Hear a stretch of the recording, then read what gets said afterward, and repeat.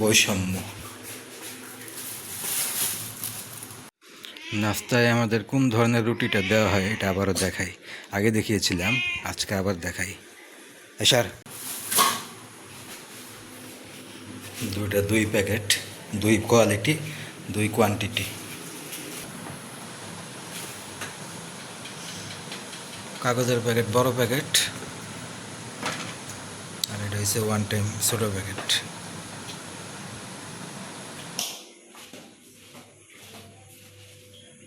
ডিম ভাজি উনি পানি দিয়ে মিক্স করে বানিয়েছে। এই পানি মিক্স করা প্রমাণ দিতে হবে আবারও।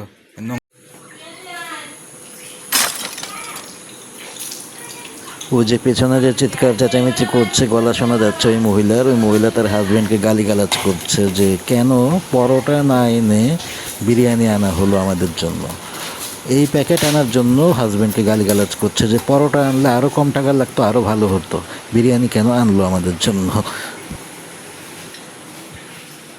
সেই জিনিসটার মধ্যেও বৈষম্য।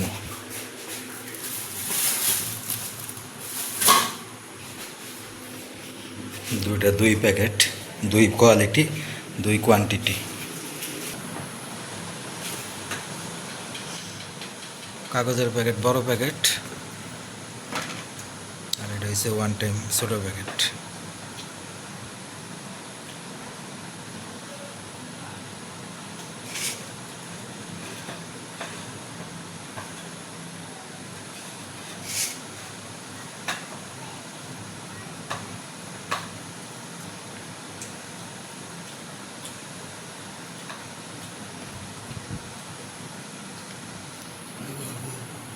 না,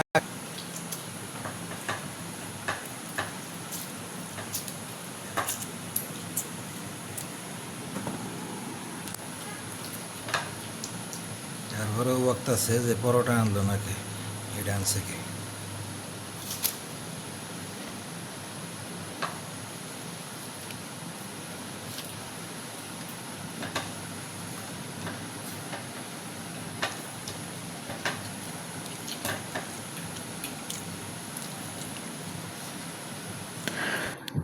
সেদিন তারা গভীর রাত্রে আসছে।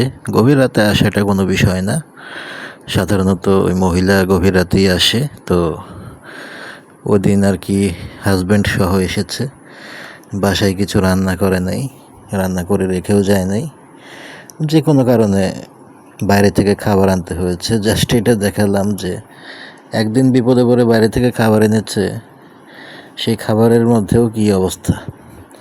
রাত বাজে 1টার মতো প্রায়, সারাদিন কোনো খাবার দাবার নাই, রান্নাবান্না নাই, বাসায় ছিল না। সিগারেটের প্যাকেটের মতো একটা প্যাকেটের গরুর ছাট দেওয়া, নিম্নমানের হাড়গোড় দেওয়া এক ধরনের বিরিয়ানি বিক্রি করে কম দামে, সাদা প্যাকেটের মধ্যে, 1 টাইম প্যাকেটে। আমাদের 2 জনের জন্য এই বিরিয়ানি এনেছে সাদা প্যাকেটের। আর ওই যে কালো হাজি বিরিয়ানি লেখা কালো প্যাকেট, ওইটা হচ্ছে তাদের জন্য।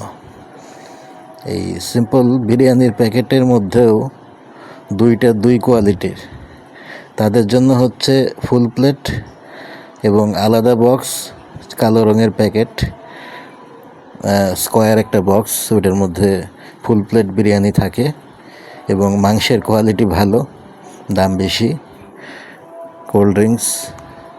আর আমাদের জন্য যেটা এনেছে এটা হচ্ছে 1 প্লেটের অর্ধেকের কম, অর্ধেকের এর চাইতে বেশি হয়, কারণ এত পাতলা স্লিম একটা প্যাকেট। 1 টাইম ওই যে রাস্তার পাশে বিক্রি করে ওইগুলো মনে হয়। গরুর ছাট দেওয়া, এখানে কোনো মাংসও ছিল না, শুধু হাড়গোড়। পরবর্তীতে ওই যে দুপুরের বাসি ভাত ছিল, কারণ এটা যে এনেছে এটা হচ্ছে বোনাস, এটা খেয়েও কিছু হবে না, না খেয়েও কিছু হবে না। ওইটা হচ্ছে একটা সিম্পল বিকালের নাস্তার মতো একটা কিছু, মানে 1 পিরিচের মতো মনে হয়, ঠিক মতো আটে। তো ওইটার সাথে আমি দুপুরের ভাত মিক্স করে নিলাম, কিছু করার নাই, এখন বিরিয়ানির চাইতে পেট ভরাটা দরকার। যেন ভালো মতো বোঝা যায় ব্যাপারটা, তাই আমি আবারও দেখালাম। এটা আমি আমার আব্বুকে দেখিয়েছিলাম, উনি আসলে বোঝে না, এত কিছু দেখে না, অথবা দেখলেও নিজের ছেলের এই চেহারাটা উনি বিশ্বাস করতে চায় না। এই জন্য ওনাকে আমি আবার ভিডিও করে দেখিয়েছিলাম। আমার বাপের ধারণা আমি তার ছেলের সম্পর্কে মিথ্যা কথাও বলতে পারি বানিয়ে বানিয়ে, তার জন্য আমি তাকে এটা দেখিয়ে দিলাম যে দেখেন। নাস্তায় আমাদের কোন ধরনের রুটিটা দেওয়া হয় এটা আবারও দেখাই। আগে দেখিয়েছিলাম, আজকে আবার দেখাই। স্যার স্যার, বোঝা যাচ্ছে এখানে একটা অর্ধেক ডিম ভাজি আছে। এই অর্ধেক ডিম ভাজি উনি পানি দিয়ে মিক্স করে বানিয়েছে। এই পানি মিক্স করা অর্ধেক ডিম ভাজি যতটুকু সাইজের, এক একটা রুটির সাইজ হচ্ছে তার চাইতে ছোট বা তার সমান।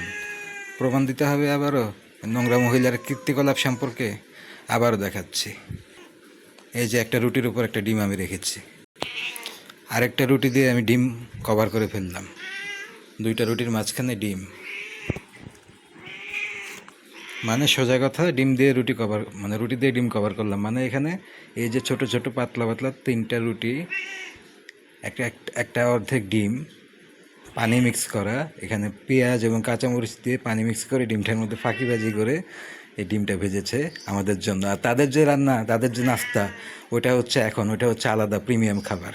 ওনারা হাজব্যান্ড ওয়াইফ খাবে আজকে শুক্রবার, দেশি মুরগির ডিম, পরোটা, মাংস টাংস বিভিন্ন কিছু এরকম অ্যারেঞ্জমেন্ট করা হবে। আর কালকে রাতের নোংরামি তো সরাসরি দেখালাম, এটা তো আর বলার অপেক্ষা রাখে না।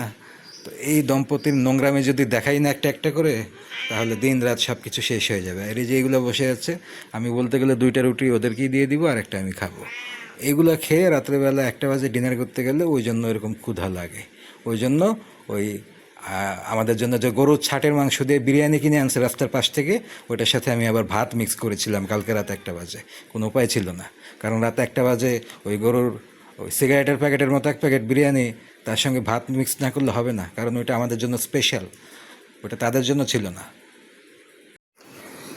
দুপুর বাজে 2:30টার মতো। মহিলার বাচ্চা ঘরে বসে মোবাইল টিপছে, মহিলার স্বামী বাথরুমে মনে হয় কাপড় চোপড় ধুচ্ছে, ছুটির দিন। মহিলা চিত হয়ে ড্রয়িং রুমের নিচে ফ্যান ছেড়ে পড়ে আছে। বাড়ি ঘরে তো ফাঁকা ফাঁকা লাগছে কেন, একটু অনুমান করার জন্য আমি বাইরে বের হলাম। গিয়ে দেখি বিড়ালগুলো সব ধার দিয়ে পড়ে আছে, হয়তোবা মাছ টাছ ভিজিয়েছে বা ভিজাবে বা কোথাও যাবে, সম্ভবত কোথাও যাবে। কাঁঠাল পেরে রেখেছে, হয়তোবা বিক্রি টিক্রি করবে বা সাথে করে নিয়ে যাবে। আমি গিয়ে একটু দেখলাম যে কাঁঠালের কি কন্ডিশন, দেখি পেকে একেবারে ড্যাব ড্যাব করছে। এতদিন পর্যন্ত এটা পারা হয়নি, খেতেও দেওয়া হয়নি। এখন হয়তো বা উনি বাইরে যাবে বা নিয়ে যাবে বা কী করবে জানি না, বাইরে পেরে রেখে দিয়েছে। তারপরে আপডেটটা দেখে আসলাম, দুপুর 2:30 বাজে কোনো রান্নার কোনো প্রিপারেশন নাই, উনি টিভির রুমে ইমো খুলে পড়ে আছে, শুয়ে আছে। আর আমি ভাবছিলাম যে হয়তো বা দুপুরে খাবার টাইম হয়েছে, কি কন্ডিশন কতটুকু কি। গিয়ে দেখি এরা চিত্তর হয়ে পড়ে আছে বিরাট সবগুলো ফ্লোরের উপরে, এবং মাত্র মাছ ভিজিয়েছে। তার পরবর্তীতে দেখলাম যে সেই মাছ আর রান্নাই করতে পারে নাই উনি। তার আগেই আবার ওনার নতুন যে অ্যাপয়েন্টমেন্ট আছে দুপুরবেলা, দুপুরে শিডিউল, সেখানে চলে গেল। তারপরে লাস্টে মনে হয় ডিম ভাজি করে দিয়ে চলে গেছে, মানে যেটা হয় রেগুলার আর কি।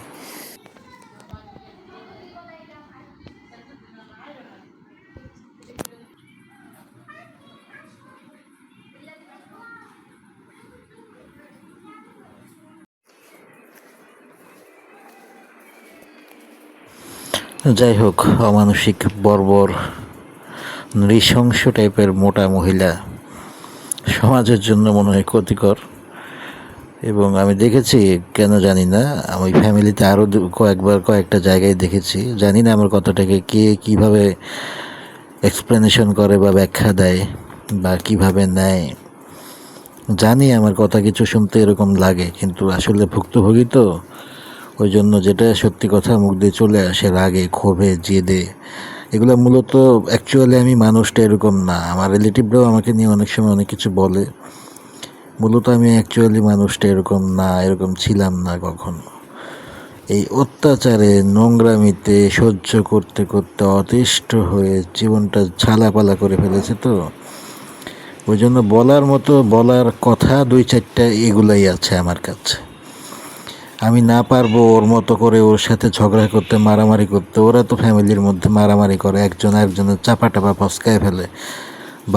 বাপের সাথে ছেলে, ভাইয়ের সাথে ভাই, ভাই বউয়ের সাথে দেবর, এগুলা ওদের ফ্যামিলিতে আছে। আমাদের ফ্যামিলির মধ্যে তো এগুলো নাই। এই জন্য আমার পক্ষে যেটা সম্ভব, ছোট লোক, বস্তি, ফকিন্নি, এই নোংরামি করে, এই করে, সেই করে। এদেরকে আমার এটুকু ছাড়া আমার পক্ষে আর কিছুই করার নেই। এর বাইরে আমি কিছুই বলতে পারবো না, এর বেশি কিছু করতে পারবো না। নোংরা, দুশ্চরিত্র, খারাপ, ভালো এইগুলাই বলতে পারবো, আর কিচ্ছু বলা সম্ভব না। আর কি পারবো ওর সাথে? কি আমার পারা সম্ভব? না আমি পারবো ওর সাথে মারামারি করতে, না আমার বাবা পারবে ওর সাথে মারামারি করতে। এটাই বলতে পারি যে অস্বাভাবিক মোটা বেখাপ্পা শরীর, অবৈধ উল্টাপাল্টা খেয়ে খেয়ে আরেকজনেরটা ভোগ করতে করতে এরকম শরীর বানিয়েছে। এখন মানুষকে মানুষ মনে করে না, পালোয়ানের মতো করে, গোয়ারের মতো আচরণ করে। ছেলেদের গায়ের ওপর ধাক্কা মেরে আসে মারার জন্য, তখন তো দোষটা শরীরের ওপরেই যায়, তাই না? তো তখন শরীর নিয়ে দুইটা কথা একটু ট্রলিং করতেই হয়, কিছু করার থাকে না তখন। আর কিছু বলার থাকে না। জীবনটা তো একেবারে তেজপাতা বানিয়ে ফেলেছে, শেষ করে ফেলেছে। আমার জায়গায় থাকলে না বুঝতেন যে কত ধানে কত চাল এবং কী ধরনের একটা কেচকির মধ্যে আছি। তার মধ্যে আমার বাপটাও পুরোপুরি ভালো না, এটাও একটা সমস্যা। আর আমার রিলেটিভরা তো থাক, তাদের বিষয়ে কিছু বললামই না।